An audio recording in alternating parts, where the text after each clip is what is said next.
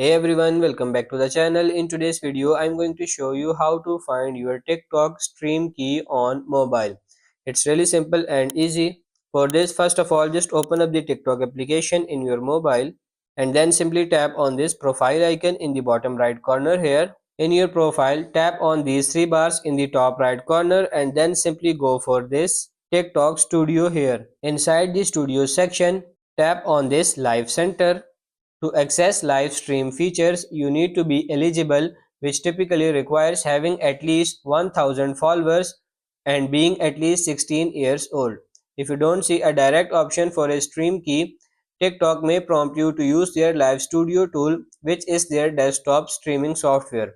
Follow the on-screen prompts to check your eligibility and request access to the stream key. Once approved, you should see an option for the stream key in the Live Center settings.